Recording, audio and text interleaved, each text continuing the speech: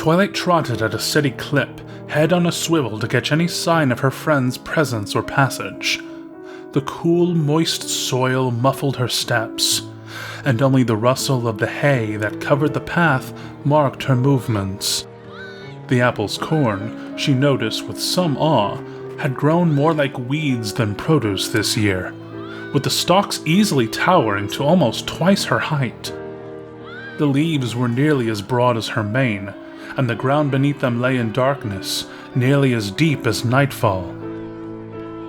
The cobs wrapped in their husks were thick and ripe, and judging by the discarded bits Twilight could spy on the ground along the way, more than a few ponies had helped themselves to samples on their way through the maze. She sped through a few more turns, keeping an eye on the sun and the shadows to maintain a sense of direction. The afternoon heat was in full swing, and not a cloud was in sight to provide relief from its rays. Twilight hadn't realized how warm it was up until that moment, but after a few short flights and now a brisk trot, she supposed it made sense that she would be working up a bit of a sweat. Good practice for the running of the leaves in a few weeks, she said aloud. Although she had a task to accomplish, it was hard not to be distracted by the spirit of things and simply settle into enjoying the maze and the clear air. The lingering atmosphere of the festival and effects of the cider, no doubt. A few more turns took her farther afield, and the sounds of the music and games began to fade behind her.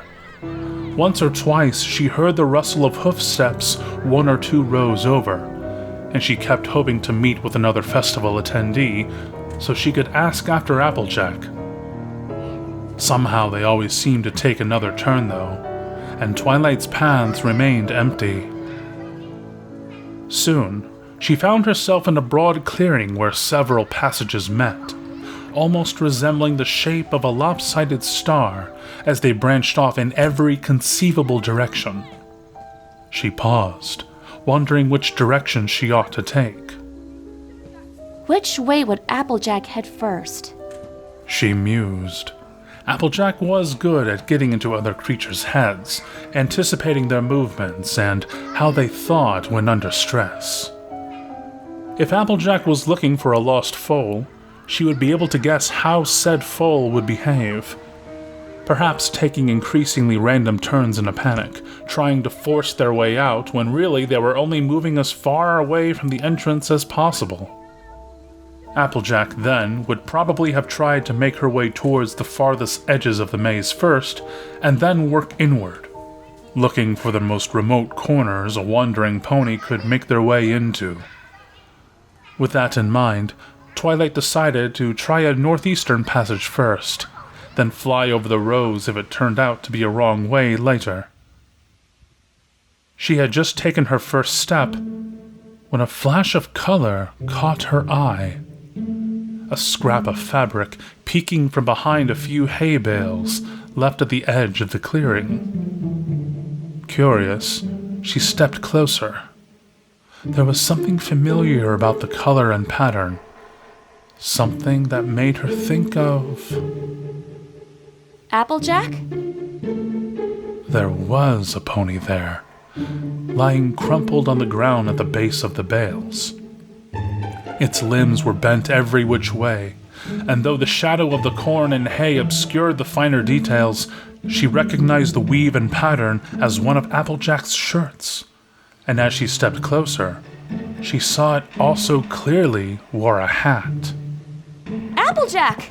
She dashed closer, leaping over the hay bales with a single flap of her wings. Whirling around, she stooped to examine her friend to see what had happened, and then pulled up short, staring down in befuddlement and feeling her cheeks color with more than a little embarrassment. It was clearly not Applejack, though she soon felt a little less silly for her mistake as she got a better look at what she had found. It was a pony-shaped thing, after all. It was wearing one of Applejack's old winter shirts, and from what she could tell, the hat perched atop its sagging head was one of Applejack's older Stetsons. But it was also, most definitely, a simple scarecrow, Its hooves and face were made of rough-spun flax, and its mouth was indicated only by a row of thick black stitches. In the crudest touch of all, it had no decorations for eyes, and only a pair of darkened, depressed hollows marked where they might have been. What gave Twilight pause, though, and in her view most excused her quick jump to conclusions, was that for whatever reason, the scarecrow had been made to resemble Applejack. Not only did it wear her clothes, but the cloth body had been dyed a vivid, almost citrine orange, and a mane and tail of soft, golden yarn stitched to the head and flanks. They had even braided in Applejack's simple, no-nonsense style, the only differences being the hairbands were black instead of the red she always wore. Why? Twilight wondered, gently taking the head and turning it to get a better look. Did Applejack make a scarecrow to look like herself? She had no answer to give to that. While she could imagine other farm ponies venturing to make more lifelike scarecrows in their spare time, maybe even going so far as to model them on ponies they knew, she had a hard time imagining Applejack going to that level of effort, particularly with the yarn. It wasn't like her to use bespoke materials for something that would just fade and fray in the outdoors, and she always said she couldn't wield a sewing needle to save her life. So who, then? Apple Bloom? Granny? Big Mac, of all ponies? None of them seemed quite the type to do something like this, particularly to leave the face so crude after the effort that had been put into the rest of it. She imagined they would have at least bothered to give Applejack eyes. Twilight shuddered and looked away, finding it suddenly uncomfortable to keep looking into that expressionless face. She saw that the scarecrow was mounted to a pair of simple, crossed wooden slats, salvaged from a fence somewhere if the pointed picket ends were any indication. The top plank ran clear through the rough-spun forelegs, pinning them in a spread, waving motion. How it had fallen, Twilight wasn't sure, but she saw no reason to try and put the thing upright again. She had more important things to do. With a confused shake of her head, she turned her back on the strange dummy and stepped towards the passage she had chosen.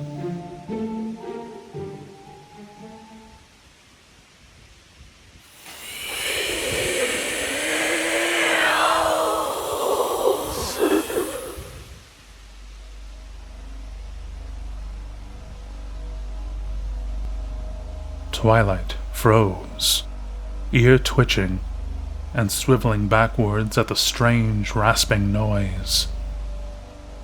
It sounded briefly like something moving behind her, like the crackle of brittle leaves and the crunch of dry sticks rubbing together. But it had also sounded like a word, or like the imitation of a word, an accidental pattern hidden beneath the dusty sigh. Another strange chill crawled up her shoulders towards her neck. That same sensation of someone, somewhere, peering at her from just out of sight. She turned back towards the scarecrow.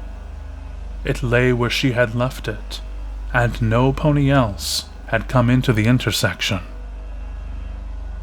There was no one in sight. Strange for there to be no one, she thought, looking over the clearing one final time.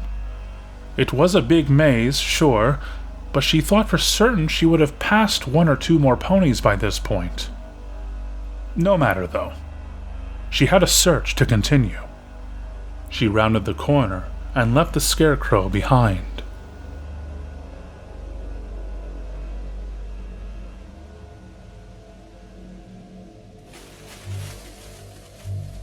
Twilight didn't bother keeping the prescribed lanes much longer. As much as her methodical instincts prompted her to give the maze a truly comprehensive search, she knew it wasn't the most efficient use of her time. Better to rule out the most likely places, then check in with Big Mac again. Hopefully by then, Applejack would be waiting at the maze's exit, and Twilight could cajole another pint of cider from her in payment for this whole goose chase. And yet, even with her leaping and occasionally just pushing through the stalks of the thinner partitions, Twilight had yet to reach the edge of the field. She sat down for a short rest, wiping drops of sweat from her face and looking up at the sun in bemusement. No wonder Pipsqueak got lost. She told it, shaking her head and puffing out a tired breath. Discord himself would be proud of this maze. The sounds of the festival were entirely gone now, replaced by the steady drone of some distant insect. Cicadas? Twilight thought it sounded right, but it seemed late in the year for that. On went the buzzing, though, frustrating Twilight's efforts to listen for other ponies in the maze. She had still not met anyone else. I think the apples overdid it, she said with a wry chuckle. It was just like Applejack to go above and beyond, even when it came to how large a maze should be. Giving her back another stretch, Twilight spread her wings, backed up a few steps, and took off at a gallop down the leaf-enclosed lane. Swaying rows of golden spikes spiraled out farther and farther beneath her with every beat of her wings, and she kept her eyes as focused as she could on the individual paths. She didn't have a good grasp on how the measurements she remembered translated to actual scale, but she thought she would be near a corner of the field by now. From the look of it, though, she still had a ways to go. How far, however, she didn't get a clear view of, because just below her, off to the right of the route she had been following, was a flash of orange. Applejack? Twilight dove, angling for where she had seen the bright color. It was gone now, hidden from view by the angle of her flight, and she had to do 2 more passes, peering downward intently before she spotted it again. A quick flip and a slightly rushed landing brought her to it, and as she skidded to a halt, she overbalanced and landed flat on her rump, staring at the figure before her. Another one? She asked, incredulous.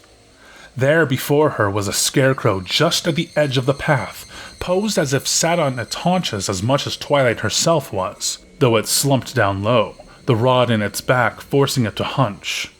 This one had its legs free, though they were still supported by sharp sticks that jutted out from above the hooves to dig into the soft ground. It looked for all the world like a weary farmer resting in the shade before getting back to work. The hollows in its face were angled away from Twilight, which she felt strangely glad. Like the other one, the scarecrow was dyed and dressed to resemble Applejack, and if Twilight didn't know better, she would have suspected it was the same one. The shirt, at least, she thought had to be identical, or very nearly. Well, Applejack. Getting back to her hooves and brushing herself off. I don't suppose you'd care to explain what you're doing out here all alone, making every pony worry about you? The dummy remained silent. Twilight rolled her eyes, unable to resist a playful jab at the thing's shoulder. Straw crackled beneath her touch. Not shirking your chores, are you? The scarecrow reacted with none of the furious indignation Applejack would have had at such an accusation. More to the point, no one else reacted nearby either, which assured Twilight that if there was some sort of prank afoot, at least Applejack was not the one watching it unfold.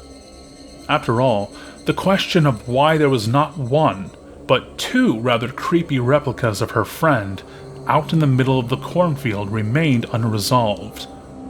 And Twilight couldn't help but wonder if there wasn't more going on than she was seeing. She looked around, half expecting to hear Rainbow's stifled cackle, or else Pinky's familiar prank snort. Don't suppose you'd care to point me to, the real Applejack? She didn't play at waiting for a response, and stretched her wings once more. Right, well, I'll be very curious to hear what the story is concerning you, weird things, as soon as I find Applejack. Good luck out there.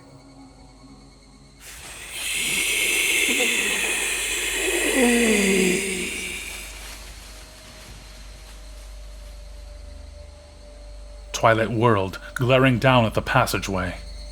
The scarecrow remained slumped at her hooves, and she could see no giggling faces or eager eyes watching her from the distant turn. Yet she would have sworn. She frowned, looking down at the scarecrow. Once again, the sound had been not a word, but at least something like a whisper, the sigh of some living thing speaking just out of earshot. And as inexplicable as it was to her, the sound hadn't seemed to come from the fields around her, but rather from the figure just in front of her hooves.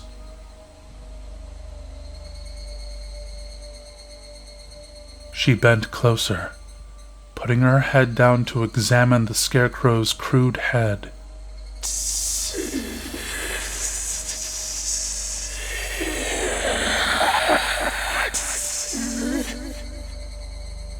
It was there, the quietest scrape of a sound.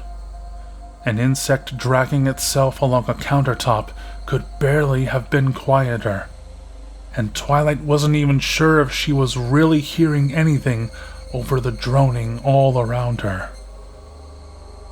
She reached out a hoof and gently, hesitantly, touched the fabric face.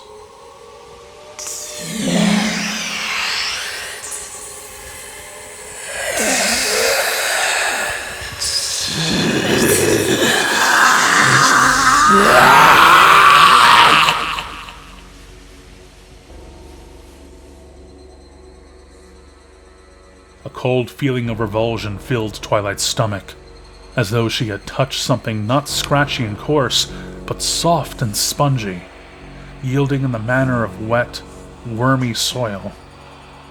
The voice, that prickling, scratching voice that she now knew rose from that parody of a face, shuddered with the creaking of branches and the crackle of gravel.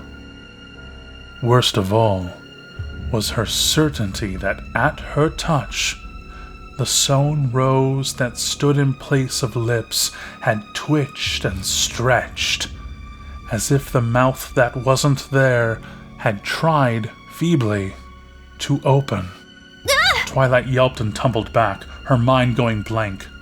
Her heart had slammed into overdrive, and the taut, time-narrowing panic of an adrenaline rush kicked in as something deep and raw inside her screamed to get away. She scrambled across the dirt and straw, unable to tear her eyes from the strange, limp thing that sat hunched on the ground. It did not move, and she did not want it to move. Couldn't believe she somehow expected it to move. Scarcely able to hear the rational part of her mind desperately insisting she was being foolish, she opened her wings and, turning her back on the scarecrow, launched herself into the sky. As she climbed higher into the air, she realized she couldn't control her breathing. She was hyperventilating, and the physical exertion was making her lightheaded and sick. She leveled off, clutched a hoof to her chest, and finally dared to look behind her. The figure sat, slumped and motionless. Lifeless, she told herself, where she had left it. She hovered, trying and failing to catch her breath between the beat of her wings. Okay. She said, noting how the pitch of her voice had risen. Okay, I'm willing to consider heat exhaustion. Perfectly plausible. And weirdness, which unfortunately also has a non-zero degree of probability. I would really rather it not be weirdness, but either way, we are done here. She clacked her forehooves together with a little giggle and turned, scanning the field to determine the way back to the festival. We'll head back to the farm, hydrate in the shade, and then find Big Mac to... Her eyes kept following the lines of corn, eagerly searching for the edge of the field, the tall frame of the farmhouse, the edge of the forest,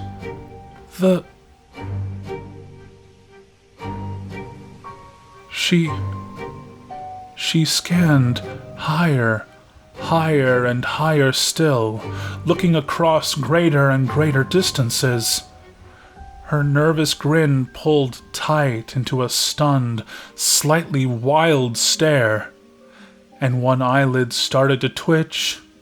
She looked for the distant flagpoles of Town Hall, for the pointed, colorful roof of Carousel Boutique. She looked for the Whitetail Woods. She looked for Canterhorn Mountain, for the silhouette of Canterlot and the Royal Palace. None of it was there. Everywhere she looked, in every direction she turned, were the jagged, twisting lines of green and gold cornstalks, rising and falling in gentle and unfamiliar hills, as far out to the cloudless horizon as she could see.